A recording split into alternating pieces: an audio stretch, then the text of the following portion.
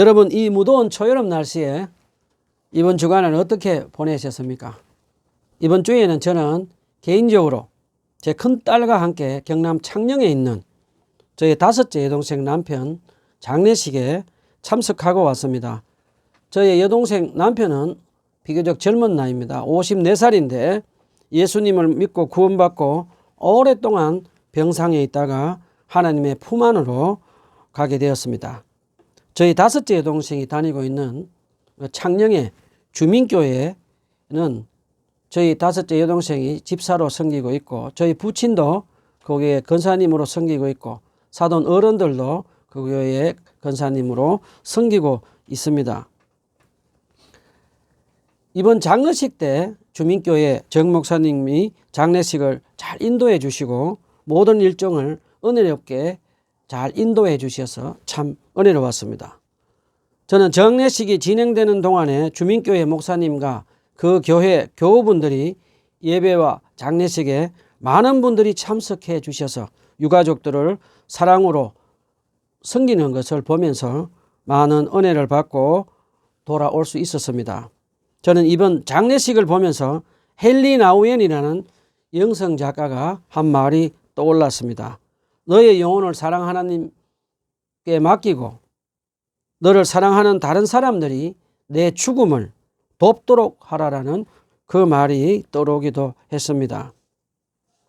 다시 한번 저는 우리가 그 장례식에 참석하면서 유가족을 위로하는 그 목사님과 그 교우분들을 통해서 사랑하는 사람들을 떠나보내면서 얼마나 사랑으로 섬기는지 많은 경험을 하고 돌아올 수 있었습니다.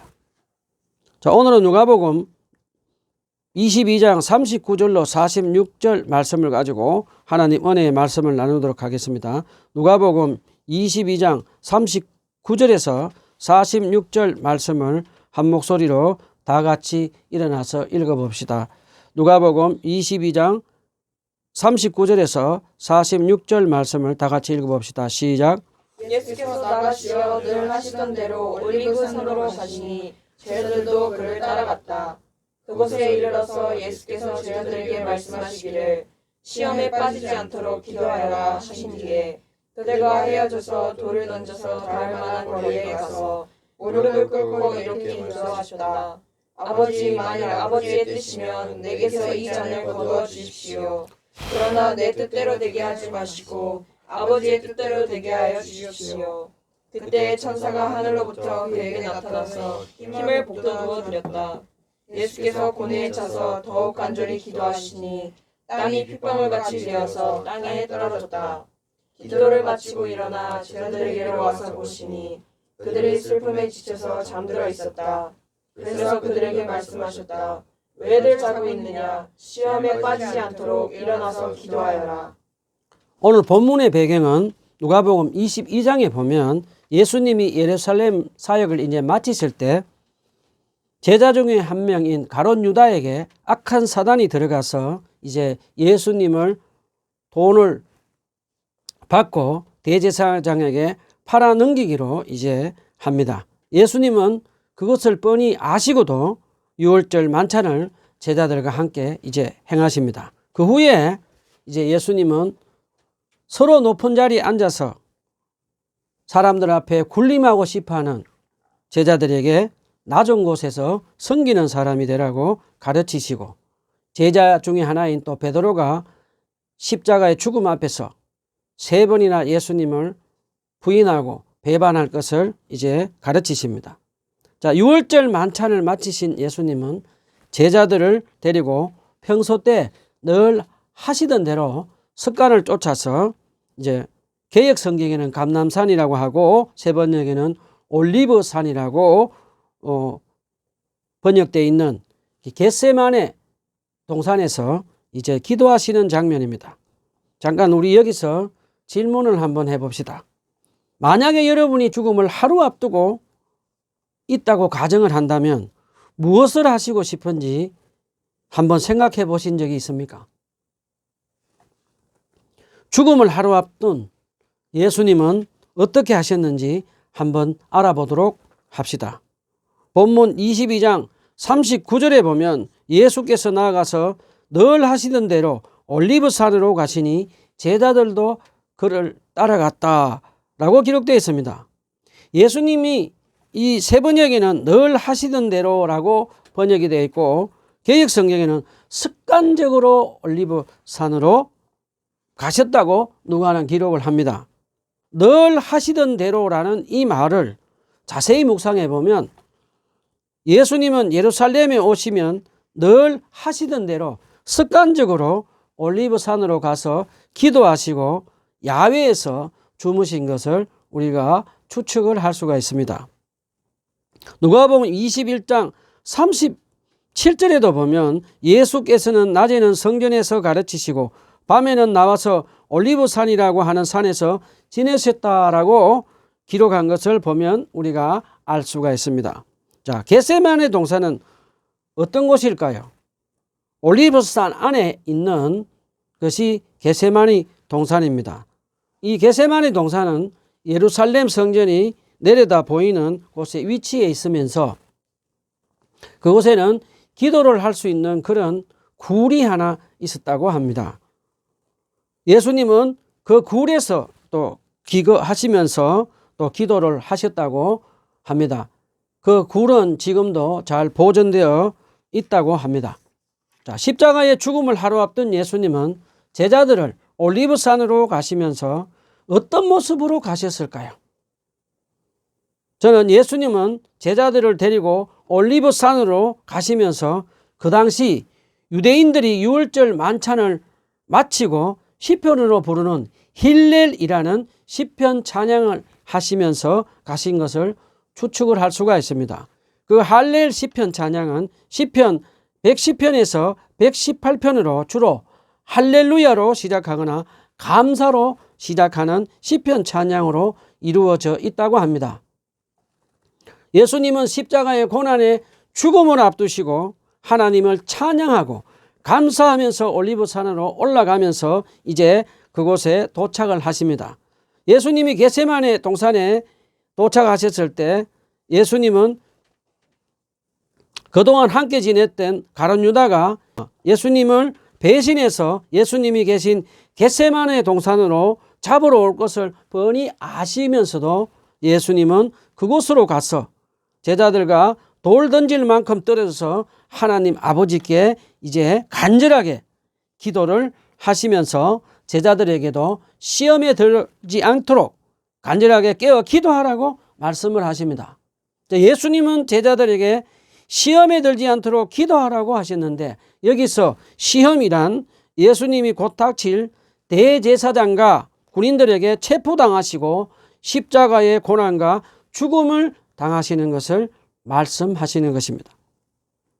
자, 예수님은 제자들에게 시험을 이기는 방법은 기도 외에는 다른 대안이 없다는 것을 예수님은 제자들에게 가르치시고 예수님은 몸소 기도로 이제 실천을 하십니다. 자, 이제 제자들과 멀찍이 떨어져서 예수님이 이제 혼자서 처절하게 영적 싸움을 하시기를 시작을 하십니다. 예수님은 어떤 모습으로 기도를 했을까요? 저는 이 대목을 놓고 며칠 동안 묵상을 하다가 이번에 여동생 남편 장례식 때 있는 한 그림을 보았습니다. 그 벽에 그려진 그림은 예수님이 무릎을 꿇고 딱딱한 바위 위에 손을 얹고 하늘을 바라보며 하나님 아버지께 기도하는 그림을 보면서 저 그림이 죽음을 하루 앞둔 예수님이 하나님 아버지 앞에 무릎 꿇고 딱딱한 바위 위에서 엎드려서 하나님께 기도하는 모습이구나라는 것을 저는 알 수가 있었습니다. 그런데 예수님이 지금 무릎 꿇고 하나님 아버지 앞에 기도하는 것은 흔한 모습이 아닙니다. 왜냐하면 예수님 당시에 유대인들은 하나님 앞에 손을 들고 그렇게 기도를 했는데 예수님이 지금 하나님 앞에 무릎을 꿇고 딱딱한 바위 위에 엎드려서 겸손한 모습으로 하나님께 기도하는 것을 우리가 알 수가 있습니다. 예수님이 무릎 꿇고 딱딱한 바위 위에 엎드려서 기도를 하셨을 때 예수님의 심정은 어땠을까요? 예수님은 지금 십자가의 죽음을 하루 앞에 두고 혼자서 외롭게 슬픈 마음으로 간절하게 지금 처절한 모습으로 하나님께 지금 기도를 하시는 모습입니다. 예수님 제자 중에 하나인 가룟 유다는 예수님을 배반하고 예수님을 돈을 받고 대제사장들에게 지금 팔아넘겼습니다. 그리고 제자 중에 하나인 베드로는 예수님의 십자가의 죽음 앞에서 3번이나 부인할 것을 예수님은 알고 있었습니다. 그리고 다른 제자들도 예수님의 십자가의 죽음 앞에서 다 도망을 갈 것을 아시고 예수님은 혼자서 그 모습을 보면서 처절하게 외로운 마음으로 기도하고 기도하셨습니다. 그런데 예수님은 우리가 잘 아는 대로 새벽 일찍 일어나서 평소 때는 하나님 앞에서 조용하게 기도를 하셨습니다. 그런데 평소 때와 달리 이제 죽음을 하루 앞둔 예수님은 어떻게 기도를 하셨을까요? 죽음을 하루 앞둔 예수님은 하나님 앞에서 무릎을 꿇고 큰 소리로 울부짖으며 하나님께 기도를 하고 또 기도를 하셨습니다. 히브리서 5장 7절에도 보면 예수님은 하나님 아버지께 큰 소리로 기도했을 뿐 아니라 심한 통곡과 눈물의 기도를 했다라고 기록을 했습니다. 본문 22장 42절에 보면 예수님은 하나님 아버지 앞에서 무릎을 꿇고 큰 소리로 통곡하며 눈물로 기도를 드리신 다음에 아버지, 만일 아버지의 뜻이면 내게서 이 잔을 거두어 주십시오. 그러나 내 뜻대로 되게 하지 마시고 아버지 뜻대로 되게 하십시오라고 짧게 하나님 앞에 기도를 합니다. 자, 예수님이 이제 하나님 아버지의 사랑받는 아들로서 아버지의 뜻이면 이 잔을 거두어 주십시오 라고 기도를 한 것을 우리 한번 알아봅시다. 먼저 예수님은 하나님 아버지가 주관하시는 아들 예수님께 주어진 이 잔을 거두어 달라고 기도하신 이 잔은 무슨 뜻일까요? 구약 성경에 보면 잔은 하나님에 의한 진노와 징벌을 나타내는 고통의 잔을 가리킵니다. 그리고 예수님이 성만찬 때 말씀하신 예수님의 피를 의미하며 예수님의 죽음을 의미합니다. 우리 잠깐 이 대목에서 두 가지를 한번 생각하도록 해봅시다. 첫 번째는 거룩하신 하나님의 아들 예수님이 이 세상의 모든 죄에 대한 하나님의 진노와 형벌을 홀로 감당해야 되는가를 놓고 예수님이 지금 얼마나 인간적인 고통스러워하고 있는 모습을 우리는 알 수가 있습니다. 여러분은 예수님이 겟세마네 동산에서 기도하신 것이 누구를 위한 것이라고 생각을 하십니까? 거룩하시고 흠없이고 죄도 없으신 하나님의 아들 예수 그리스도께서 온 세상의 죄와 저와 여러분의 죄를 위해서 십자가 위에서 하나님의 진노와 형벌을 받으시며 우리의 죄를 대속해 주시려고 그 죽을 것을 내다보시며 기도하시는 예수님을 우리는 알 수가 있고 볼 수가 있습니다. 제가 간증을 한번 해보겠습니다. 제가 간증을 할 때 여러분의 과거를 한번 떠올려 보시면 좋겠습니다. 저는 22년 전에 강원도 예수원에서 훈련을 받은 적이 있습니다. 어느 날 목요일 날 은사 예배 드리려고 갔습니다. 예수원에는 그 당시 매일 저녁에 다른 형태로 예배를 드리고 있었는데 그날 밤은 목요일이라서 은사 예배를 드리고 날이었습니다. 보통 그때 은사 예배를 보면은 성경 말씀을 묵상하다가 은혜 받은 말씀을 개인적으로 나눌 수도 있고 선교사님들이 와서 간증도 하고 또 아픈 사람이 기도 요청을 하면 기도도 해주고 그런 어떤 자유로운 형태의 성령의 밤이라고도 합니다. 그때 목요일 날 그 예배에 참석하고 있었는데 젊은 한 여성이 일어나서 자기를 위해서 기도를 해달라고 부탁을 했습니다. 그 젊은 여성은 결혼을 지금 며칠 앞두고 있었는데 어렸을 때 의붓 아버지한테 받은 상처가 너무 아프고 고통스러워서 이제 예수원에 찾아와서 그 예배 시간에 나누면서 치유 기도를 부탁을 했습니다. 저는 그 당시 예수님을 믿은 지가 얼마 되지도 않고 성령으로 거듭나지 않는 그런 상태였습니다. 그런데 저는 그때 기도도 할 줄 몰랐는데 그 자매님을 놓고 기도를 하는데 한 30여 분 정도를 제가 땀 흘리면서 눈물로 그 자매님을 위해서 기도를 하면서 그 의붓 아버지의 죄가 저의 제재로 다가오면서 그 자매님의 치유의 고통을 해달라고 하나님께 간절하게 땀을 흘리며 눈물을 흘리며 30분 동안 기도를 했습니다. 한참 동안 기도를 하는 중에 십자가 위에서 내 죄를 대속해 주신 예수님이 눈앞에 보이면서 제가 어렸을 때부터 37살 때까지 지었던 죄들이 한 장면씩 이렇게 영화의 스크린처럼 하나 둘 이렇게 지나가고 있었습니다. 그때 저는 저 같은 죄인 때문에 예수님이 십자가 위에서 피 흘려 죽인 것을 깨닫고 저는 한없는 눈물을 흘리고 또 흘리면서 거룩하신 하나님의 아들이 죄도 없고 흠없신 분이 나 같은 죄인을 위해서 십자가에 못 박혀 죽으시고 고난을 당하신 것구나라는 것을 깨달으면서 저는 한없는 눈물을 흘리고 또 흘리면서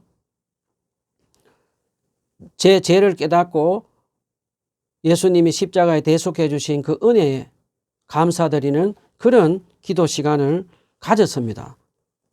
그리고 그 후에도 저는 거룩하신 하나님 아들 예수님이 십자가 위에서 내 죄를 대속하시고 죽음을 당하셨구나라는 그 은혜를 받고 눈물을 흘리고 또 흘리며 감사드리며 몇 날 며칠을 은혜의 눈물을 흘리며 살았습니다. 지금도 저는 십자가 위에서 저의 죄를 대속하시기 위해 십자가의 고난과 죽음을 당하신 하나님 아들 예수님을 생각할 때마다 찬양할 때마다 묵상할 때마다 한없는 은혜에 눈물을 흘리고 또 흘리고 살아가고 있습니다. 하나님의 아들 예수님은 저와 여러분의 죄를 십자가 위에서 대속해 주시려고 하나님의 진노와 형벌을 받으시기 위해서 겟세마네 동산에서 땀이 피가 되도록 기도하시며 고통을 받으신 예수님의 은혜를 잊지 말고 감사기도하며 사는 저와 여러분이 되시기를 간절히 부탁을 드립니다. 두 번째는 예수님은 창세 이전부터 하나님 아버지와 아들은 단 한 번도 헤어져서 사신 적이 없으십니다. 그런데 거룩하신 하나님 아들 예수님은 온 세상의 죄를 지고 우리의 죄를 대속하시며 하나님의 진노와 형벌을 받으면서 사랑하는 하나님 아버지와 헤어지는 아픔을 겪는 것이 예수님에게는 너무나 큰 고통으로 다가와서 예수님은 지금 고통스러워하며 기도하는 것을 알 수가 있습니다. 저는 하나님 아버지와 하나님의 아들 예수님이 헤어지는 이 이별의 아픔을 잠깐 맛본 적이 있습니다. 42살 때 영국에서 신학 공부를 하며 교회 전도사 사역을 하다가 재정이 어려워져서 태어난 지 3개월 된 첫째 딸 루와 제 아내는 한국으로 돌아가서 2년 동안 떨어져서 산 적이 있습니다. 42살에 첫째 딸을 제가 가졌는데 100일도 함께 못 보내고 한국으로 그 딸을 떠나보내고 영국 신학교 기숙사에서 생활을 하다가 어느 날 기도하다가 첫째 딸이 너무 보고 싶어서 눈물이 나오고 참지를 못하고 하나님 제 딸이 너무 보고 싶습니다라고 기도를 했습니다. 그러자 하나님은 제 마음속으로 나도 내 사랑하는 아들과 죽기까지 헤어진 적이 있다. 나는 너의 그 아픈 마음을 이해를 한다며 위로를 해 주시며 내 딸과 내 아내를 내가 잘 돌봐줄 테니 걱정 말고 계속해서 공부를 하라고 하시며 저와 함께 하시는 하나님의 사랑을 경험을 했습니다. 저는 그때 영국에서 2년 동안 가족과 떨어져서 살면서 잠시 동안 하나님 아버지와 하나님의 아들 예수님이 떨어져서 지내는 이별의 아픔이 조금이나마 느낄 수가 있었습니다. 자, 다시 본문으로 돌아갑시다. 자, 이제 예수님은 하나님 아버지께 눈물과 통곡의 고통의 기도를 하신 후에 예수님은 하나님 아버지께 내 뜻대로 마시고 아버지 뜻대로 하옵소서라고 기도를 하시며 시험에서 승리를 하신 것을 우리에게 가르쳐 주십니다. 예수님은 이제 인간적인 시험에 빠지지 않고 하나님 아버지께 눈물과 통곡의 간절한 기도를 하시면서 하나님께서 예수님께 다시 힘을 불어넣어 주신 것을 우리는 알 수가 있습니다. 그런데 본문을 자세히 묵상해 보면 하나님 아버지께서는 예수님이 기도할 때 하나님 아버지는 침묵하고 계시는 것을 우리는 알 수가 있습니다. 예수님이 하나님 아버지께 이 잔을 거두어 달라고 예수님이 기도하실 때 하나님 아버지는 침묵하셨습니다. 예수님은 하나님이 아버지께서 침묵을 하시는 것은 하나님 아버지 뜻에 예수님이 순종하기를 원하시는 것을 아시고 예수님은 하나님 아버지 뜻에 순종하시는 것을 우리에게 가르쳐 주십니다. 여러분, 하나님께 우리가 기도하다가 하나님께서 침묵하시며 기도 응답을 하시지 않을 때는 계속해서 내 뜻을 꺾고 하나님 아버지 뜻에 계속해서 순종하며 살아가시기를 간절히 부탁을 드립니다. 예수님은 우리에게 겟세마네에서 시험에 빠지지 않도록 피땀을 흘려 기도하시며 인간적인 약점과 자기 의지를 꺾으시고 하나님 아버지 뜻에 순종하며 악한 사탄의 권세를 꺾고 승리를 하시는 것을 알 수가 있습니다. 예수님이 겟세마네 동산에서 지금 땀이 피가 되도록 통곡하며 눈물로 기도를 하는 모습을 보면서 여러분은 무엇을 느끼십니까? 예수님은 슬픔과 외로움과 죽음을 앞두고 하나님께 기도하며 하나님 아버지 뜻에 순종하며 은혜와 진리의 축복이 넘치는 곳으로 변화시켰습니다. 예수님은 우리에게 기도의 힘이 얼마나 크고 놀라운지 지금 우리에게 가르쳐주고 계시는 것입니다. 예수님은 우리에게 시험을 당할 때 기도 외에는 다른 대안이 없다는 것을 우리에게 가르쳐 주시며 우리도 예수님의 모범을 따라서 시험을 당할 때 예수님처럼 하나님 앞에 무릎 꿇고 눈물과 통곡하며 간절하게 하나님께 기도해서 악한 사단의 권세를 물리치고 승리하는 저와 여러분이 되었으면 좋겠습니다. 자, 이제 예수님이 기도로 내적인 승리를 하신 후에 계속해서 하나님은 예수님이 기도를 하고 십자가의 고난을 감당할 수 있도록 하나님 아버지는 천사를 보내서 예수님의 수종을 들게 하십니다. 내적인 승리를 하신 예수님은 잠을 자고 있는 제자들에게 깨우며 시험에 빠지지 않도록 깨어 기도하라고 말씀을 하십니다. 예수님이 통곡을 하며 눈물을 흘리며 하나님 앞에 무릎 꿇고 큰 소리로 울부짖으며 기도하는데도 제자들은 계속해서 슬픔을 빼져서 잠을 잤다라고 이렇게 누가는 기록을 합니다. 이 기록을 보면 예수님의 십자가의 죽음 앞에서 기도하지 못하고 깨어있지 못한 이 제자들은 십자가의 죽음 앞에서 곧 시험에 빠질 것을 누가는 우리에게 암시해 줍니다.